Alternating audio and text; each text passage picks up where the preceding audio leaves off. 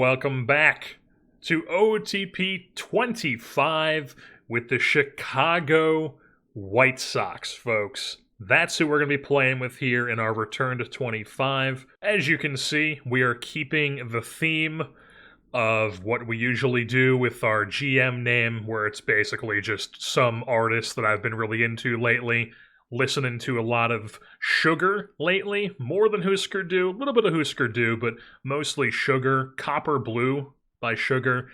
My opinion, one of the greatest albums of all time. If you haven't listened, you probably should. And I know Bob Mould is a Minnesota guy, so is Craig Finn, although Craig Finn went to BC, but, it just happened to be that Craig Finn has, lines about Pensacola and Ybor City and whatnot, so it kind of made sense for the Marlins standpoint in 26, but Bob Mould, don't really know if he has any Chicago connections. He's a Minnesota guy, but it doesn't really matter. Bob Pollard didn't have any for LA, I don't think. He's an Ohio guy. But, we just continue showing that I am a man who is almost 30 and has the music taste of a 52-year-old man. I should say a 52-year-old man who was cool when he was in his 20s. But anyways, we are going to be jumping into this with the Chicago White Sox. Obviously, this is the start of the 2024 season, which in real life, the Chicago White Sox lost about 8 billion games this season. So I just thought it would be fun to head into this Return to 25 series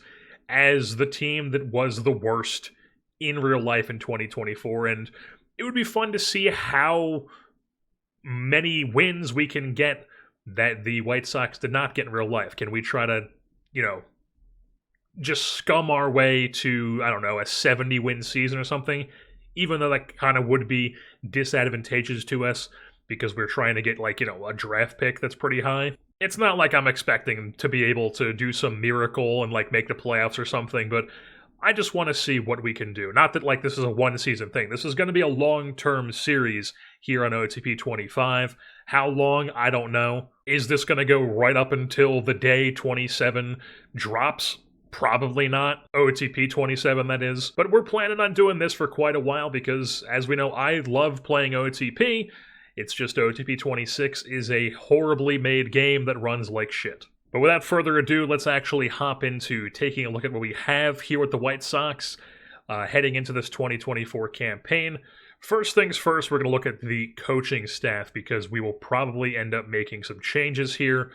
Probably just going to keep Pedro Grifol at least for one season because, he's moldable. Who really cares?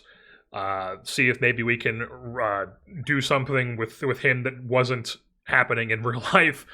Charlie Montoyo is our bench coach.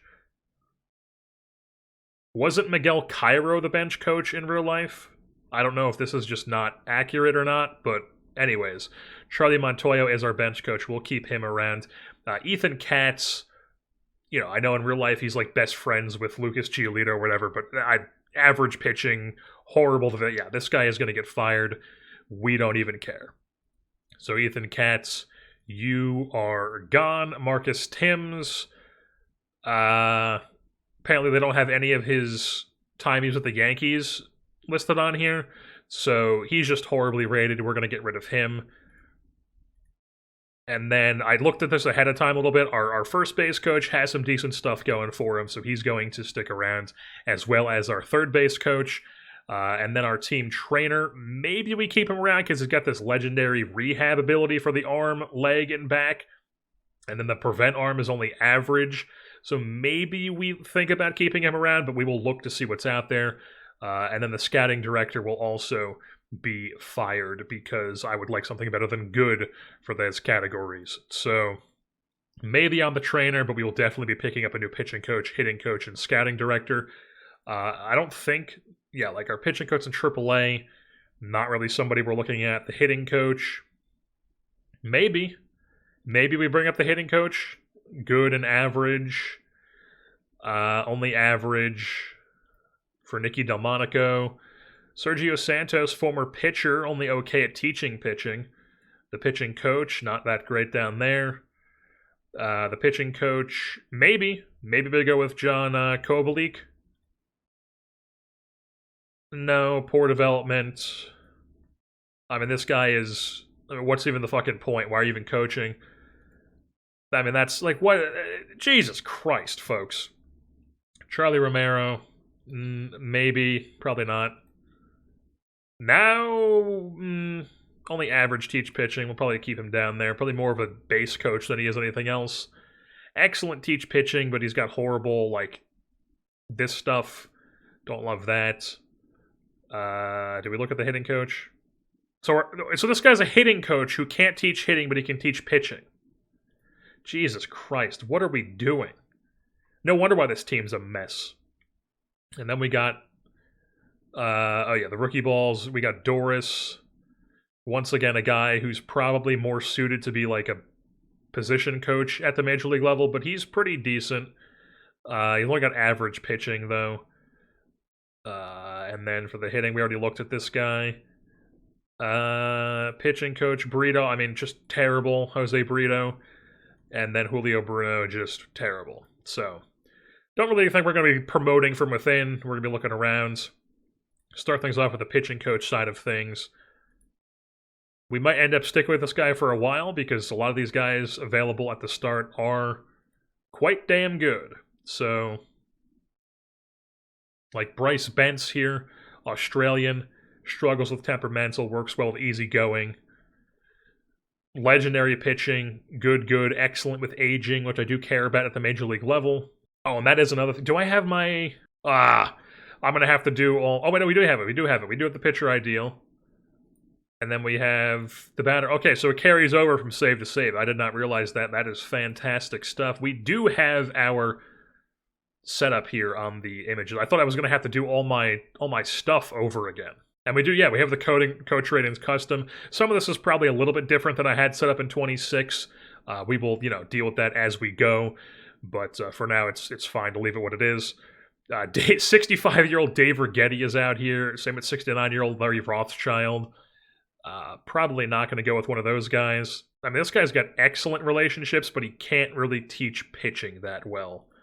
So I care more about the teach pitching and like the veteran stuff here, and then the mechanic stuff at the major league level. Personable, struggles with easygoing. I prefer the easygoing, personable guys. So I think we're gonna go, and plus this is ground baller. We know I love the ground ballers. I think we're gonna go Bryce Bentz, 66-year-old Australian. How long he sticks around, who knows? Probably not very long, considering he's 66 years old. Unless we go with like somebody who's younger. What do you mean there's no former player page for Mark Hendrickson? Is this a different Mark Hendrickson? Here we go. I think this is what we're going to go. We're going to go Daniel. Wait a minute. No, I don't think we are, because I believe this is the same guy we hired in the Marlins, if I remember correctly. This is the guy that we've had with the Marlins forever. So I don't think we're going to hire him, even though 37 years old is intriguing. Dick Pohl, I'm seeing. LOL at the idea of having Mitch Williams teaching the next generation how to do anything. But I mean, a lot of these guys who are like the better teach pitching, not a lot of them are very young. There's like Anderson Polanco, who's like pretty good. I mean, he's really good. He's really good at teaching, but like he doesn't have this stuff that I'm looking for here. Really, the only one who does is Bryce Bentz. So we're just going to go Bryce Bentz. We're going to hire him. He's going to be our new pitching coach. Now that we take 10 minutes to do that, our hitting coach, any potential... I think we went, if I'm not mistaken, I believe we went Ben Johnson with the Angels, and I think we went Joey DeMonte with the Marlins. Apparently we can hire Reggie Willits, who isn't he the coach of Oklahoma? Isn't he Oklahoma's coach? I think we're going to mix things up, and we're going to go with a guy, Tyler Wolff, from St. Louis Park, Minnesota. 30 years old, young guy, has, never mind, he actually only has okay teach hitting. I did not realize that. We're going to go Mike Hall, just to switch things up from the usual DeMonte, Ben Johnson. Mike Hall, 58 years old, out of Hawaii. He's going to be our hitting coach here. Good hitting, outstanding at teaching mechanics, good development, good aging. Good enough here to start off. We'll give him like a 3-year deal. Actually, no, never mind. We need to rescind on this guy. He struggles with easygoing coaches, and we've already offered Bryce Bentz, who is way better than this guy, and he is easygoing. So we're gonna not do Mike Hall. All right, we've set up a new filter here called Get Along, which is they get along with either easygoing or personable coaches. We're going to see if this guy wants to come over to America and coach here. Legendary aging, good at teaching hitting, excellent at development and mechanics. We're going to give this guy who works well with easygoing coaches, struggles with temperamental. That's the one we try to avoid at all costs with everything. So we'll just give this guy a 3-year deal as well, see what he does. And then when it comes to the scouting, we would like to prefer a toolsy guy who can scout. Did we go Toussaint last time? Who is the guy that we usually go? He's an ability guy. Who is the guy that we usually go with here? Isn't there like a usual like standout? I think it's RJ Harrison. RJ Harrison is who we went with last time. And then we have another filter set up now for, this is just anybody who has either favor tools or highly favor tools. And the best one is RJ Harrison by a good amount. There's also, I think, Lonnie Goldberg is who we went with the Marlins. We could go Deron Johnson. He's got the same ratings as Goldberg. They both have highly favored tools. Or there's Scott Pleiss. He's 60 from Minnesota, and Deron Johnson is 57. We're going with Deron Johnson here. He's going to be our guy. Excellent at amateurs, highly favors tools, and then good for everything else. So just why not? Deron Johnson, he's going to be our scout. Mix things up from the usual start of being RJ Harrison. Or no, it wasn't Brian. I think sometimes I go Brian Bridges, but we're just going to go Deron Johnson. Like I said, Deron Johnson is our guy. We'll give him 5 years because you want the scouts to be around for as long as possible. And then we're going to go ahead and set our player dev and scouting budget. I've already gone ahead and changed it to where we have 40% of it going into amateur and international, and then 10% of it going into major league and minor. My theory behind that is, the way I set this up is that, you don't really need the scouts to be telling you if a guy in the major leagues is good. It's pretty easy to tell if a guy in the major leagues is good, whereas the amateurs and international, those guys, you're 100% relying on the scouts, so you want this to be distributed more towards those, obviously. And then usually I'll stick this anywhere from like 18 to 20, sometimes ranging in between. We'll start this off 18 just to start off. That puts us at 13 million money available. And then for player development, I usually like this to be cranked pretty high, 20 to 25 billion. We'll do 23, something like that to start. Puts us 8 million. It's mid-season. Who cares? Honestly, it's mid-season. Who cares? So we'll just go 25. We'll go 25 million in the dev budget to start. Draft budget is really, really high at 18. But we're mid-season. Who knows? Maybe we take some swings on some impossible signees. We will leave that at what it is. And then just because, like I said, we're mid-season, who cares? We'll put this on 20 for now as well. You can see, before we have any ratings, obviously, because we're just relying on OSA right now because we don't have an actual scout hired. But some of our top prospects, we got Colson Montgomery, who's up with the big league team in real life. Drew Thorpe is in our organization from Cal Poly. We love that. Noah Schultz, the lanky lefty, hoping he can turn into something. I think he's much better than a 45 when you actually get him scouted. Just OSA doesn't like him for whatever reason. I mean, he is a top 100 prospect. Edgar Caro is in our system here as well. Apparently he's on the big league team to start. Yeah. All right. Sure. Why not? And then some other names on here. Urate, 22-year-old pitcher in high A with Winston-Salem. Looks like he's honestly closer to the bigs than you would think. I mean, we'll wait to judge these guys on the ratings until we get a head scout and we actually know truly what these guys are. But just giving you guys a rundown of who we have in the system. Brian Ramos, corner infielder. Doesn't really look that great. Samuel Zavala is a guy for us. Jonathan Cannon, who's been pretty decent in real life out of Georgia, right-handed pitcher. Jake Eater is listed as a prospect for some reason. Nick Nastrini is here as well. Jose Rodriguez is somebody I'm familiar with. Jordan Liesier. Zach DeLoach is somebody I'm familiar with. Kai Bush. George Wolkow is massive in real life. 6'7", 240. Also, there's a clip of him this season in real life where he, thinks he's calling time, and he basically has a one-handed, tennis racket, swing with a baseball bat, and he gets a hit. So, I don't know how that's possible, but George Wolkow did it in real life. Perlander Baroa, I believe he turned into something pretty decent in this universe, or in our Angels universe, if I'm not mistaken. And then, not a ton of stuff going on here. We have the 20th ranked farm system out of 30. It's not a very deep farm system for a team that is this bad. Like, we're starting off in a pretty poor position, but that's why we're picking a team like the White Sox, because we're trying to build them up. And then also, I should talk about some of the settings that we've gone through and set here, just in the internal league settings and whatnot. First of all, in the global settings, as always, I'm turning the ratings and whatnot to values of 20 to 80, increments of 5, because 20 to 80 scale, that's just the way I like to play these games. We used to not have this. We used to have this cutoff at 80, but we started playing that with above 80 in the Marlins series, and I like it. I like being able to see when guys are, like, generationally good with certain things, so we like leaving that on yes now.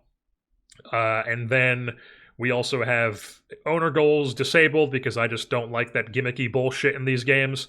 In any sports games, I just don't like having to deal with, like, dumb owner goals. They're like, hey, you're going to get fired if you don't sign a third baseman that meets this exact criteria, but it makes no sense because I'm not going to get into it. But we leave this unchecked every time.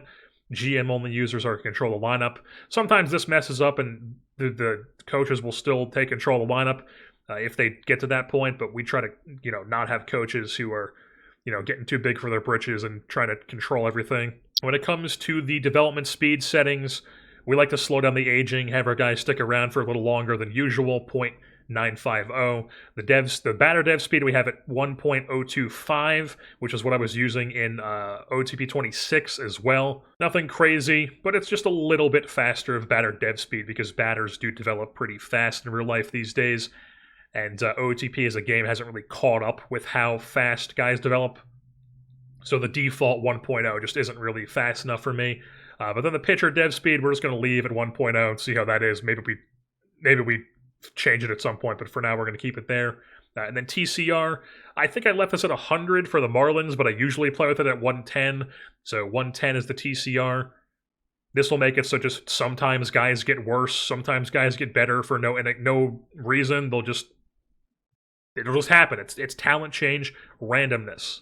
And then we are once again going with 10 players in the dev lab. And then we also have the displayed lab-specific ratings.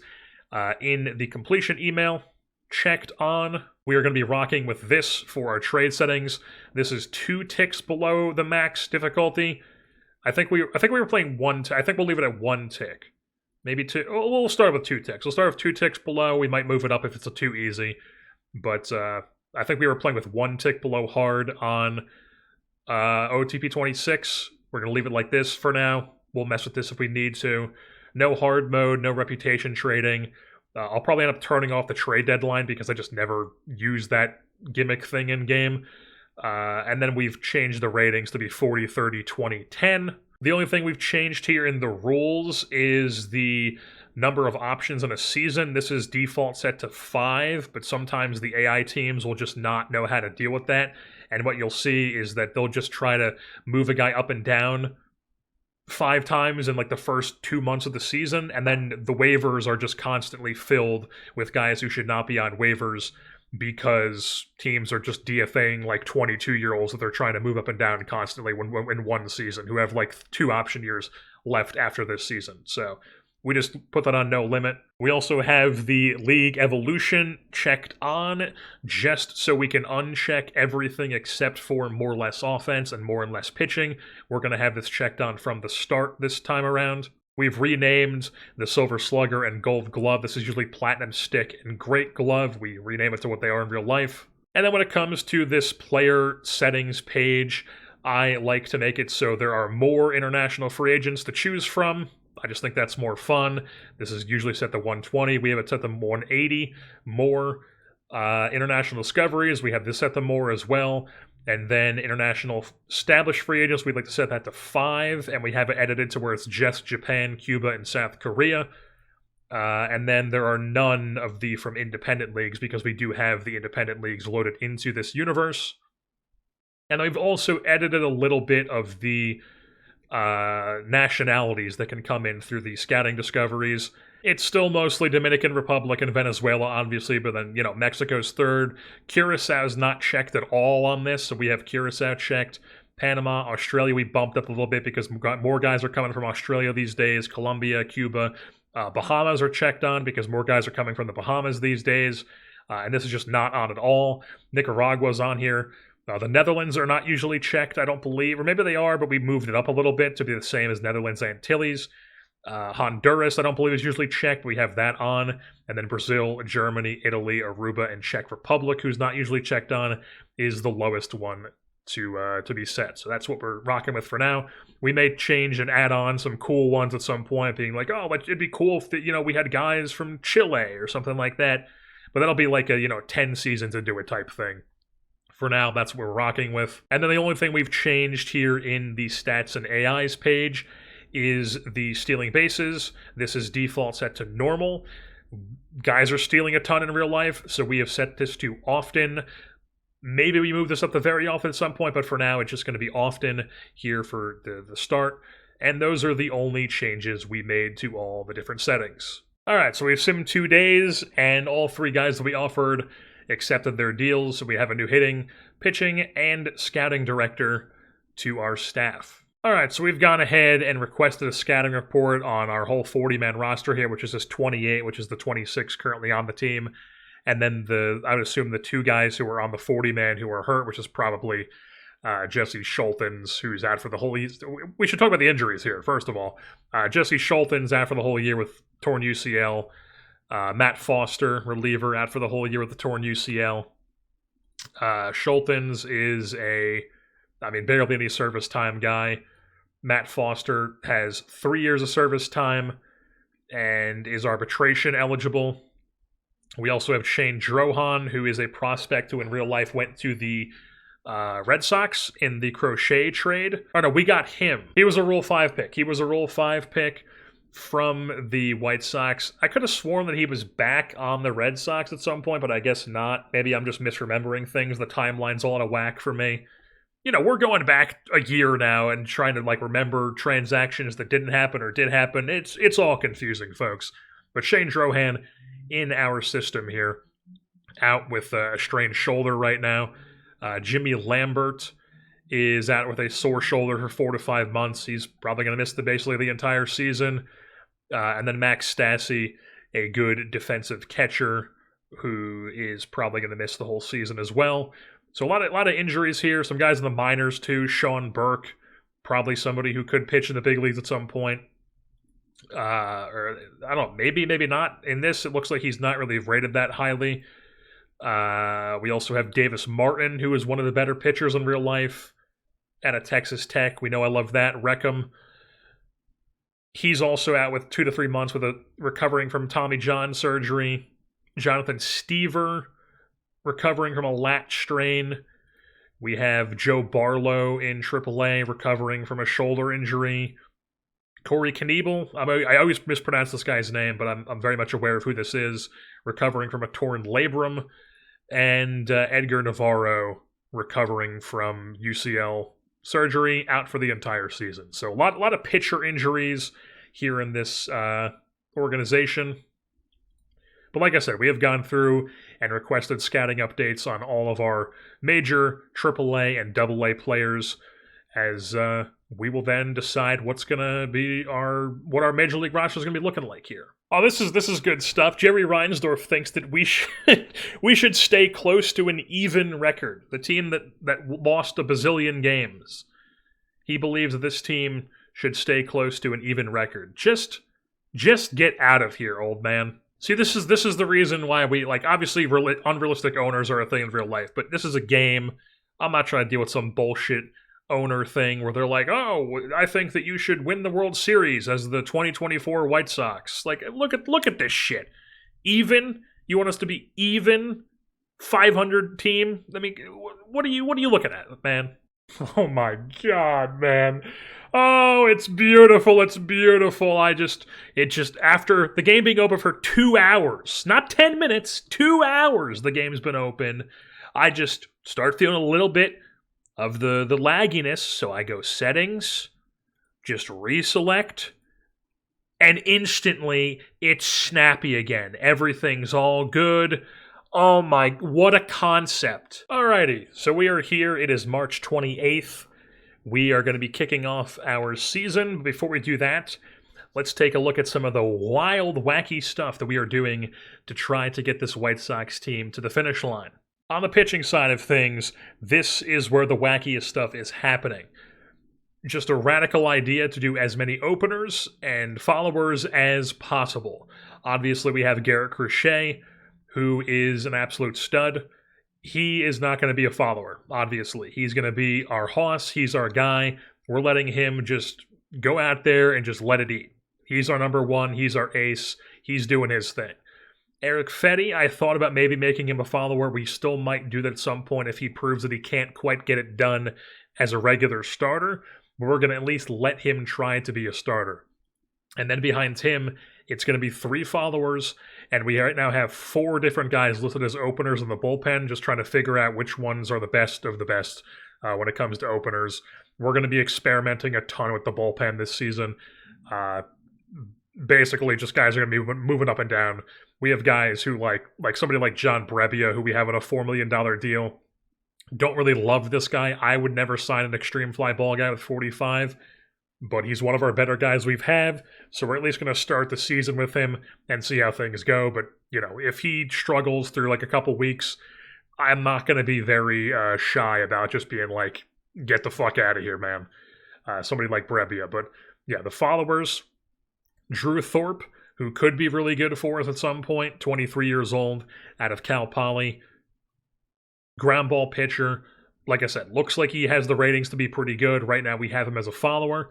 Then we have Tanner Banks, who is one of these reliever types, who has 35 stamina, and he has really good ratings, really good control, 3 pitches above average, so I'm like, why not give this guy a chance in the rotation? He's going to be a follower. Then there's Jonathan Cannon out of the University of Georgia. He is also going to be a follower for us this season.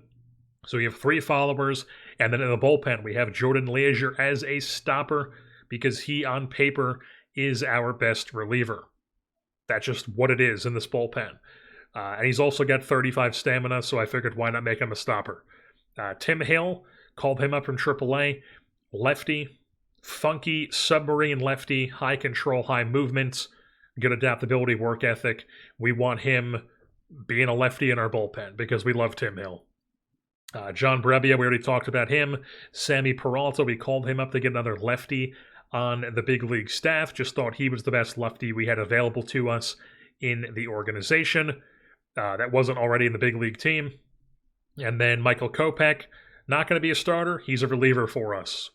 I just don't think he's really going to be a starter for us ever. 45 home runs allowed, 45 controlled, extreme fly ball. He's disruptive. I don't really think he's long for this team. We might try to trade him at some point. But for now, he is in the bullpen for us. And then we have Steven Wilson, another extreme fly ball guy. At least he has 50 home runs allowed with some nasty stuff. BABIP, good fastball slider combo. Out of Santa Clara, shout out Burns. And then we have Chris Flexen and Mike Soroka as like the bulk guys in the bullpen. Chris Flexen, former starter, 29 years old, former Mariner. Maybe he's something, maybe not. He's another guy who we would be quick to move on from if he can't figure it out. Same with Michael Soroka, fly ball pitcher with 45 home runs allowed, injury prone, another guy. So it's like Soroka, Flexen, Kopech, Brebbia are all guys that I'm going to be very, very impatient with. And then like Peralta has options, so who cares? Tim Hill, I think, is going to be fine. He's one of these guys who's just like a not great stuff, but he's just a funky lefty who gets outs. He'd rather eat the hot dog than a roast beef at the Ritz. Let's go. Oh my God. When that was the commercial for MLB TV with the, I forget, God, who actually said that quote? I forget. I'm not going to be able to think of it off the top of my head, but it was an MLB TV or something, or some sort of MLB commercial during the 2024 season that it was in my head constantly. But yeah, I just thought I'd point that out. Anyways, so yeah, bullpen, lots of wild theories going on here at the multiple followers. Like I said, we still might at some point put Fetty to be a follower and have 4 followers in our rotation. and then just go max trying to just get guys to be like as good as possible for like 2 innings and just see what we can do and try to make a staff out of that. Well, on the hitting side of things, it's looking pretty bleak. I kind of had the idea to really not care about hitting at all and then just go full defense and try to just lean into like winning every game 1-0. But we have to work with what we have in place. And we right now, Edgar Quero, on paper, you look at this guy and you're like, this guy could be a really good bat. Unfortunately, horrible catcher. Way worse than Agustin Ramirez was. This is not going to play at all. Our hope with him is that we can kind of get a dev lab trait for him, or a dev lab upgrade in the offseason and get him to be a better defensive catcher. But right now, we might even send him down at some point if we find that we need a better catcher, because Edgar Quero, not a catcher at the moment. We have Martin Maldonado catching for us. That's how bleak the catching situation is. 55 framing, 65 blocking, 65 arm, captain personality class. Everybody knows who Martin Maldonado is. We're just going to hope that he can be a good defensive catcher, and that's what we're hoping for. First base, we are platooning Gavin Sheets and Andrew Vaughn. Gavin Sheets, the lefty. He has good ratings, or goodish ratings in his right-handed pitching. And then Andrew Vaughn still playing every 4th game against righties because he's not a total slouch against right-handed pitching, but he is much better against lefties. So he's going to be the one playing lefty. They're hitting third, whoever's playing. So Vaughn, Sheets, both hitting third in the lineup. Second base, Paul DeYoung doesn't currently know the position, but he'll pick it up quickly. Just didn't think he was good enough to play shortstop. And Nicky Lopez, despite having 55 arm, we're going to play him at shortstop. So Nicky Lopez going full defense there at the shortstop position. Third base, Yoan Moncada. I mean, I'm not exactly a huge Yoan Moncada fan. He's not very good. We have him through, luckily, just the rest of this season and then a team option next year, which we will 100% not be picking up no matter what he does for us this year.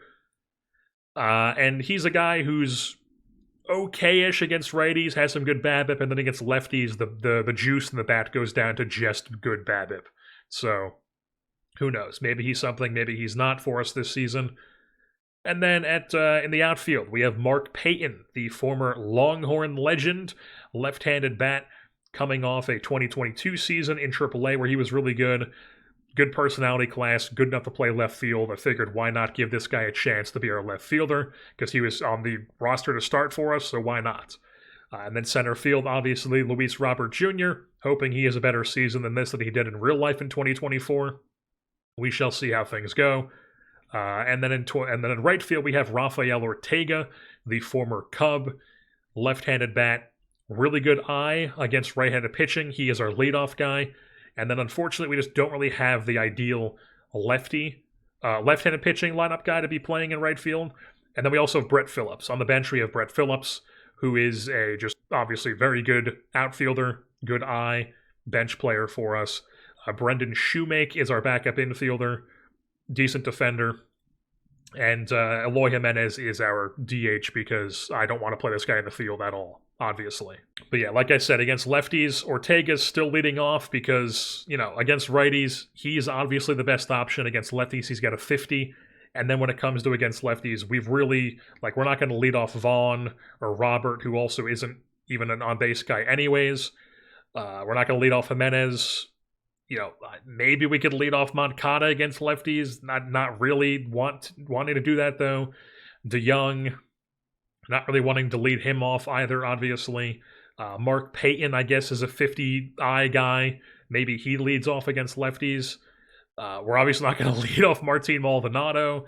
And then Nicky Lopez is a all slap hit, never get on base sort of guy, so we're not going to lead him off either. So, Ortega leading off against both. Maybe we'll swap this and go like Ortega, Payton lead off against lefties, since Payton is a bit better against lefties than Ortega is. And we'll do something like that. But it's not exactly the most ideal.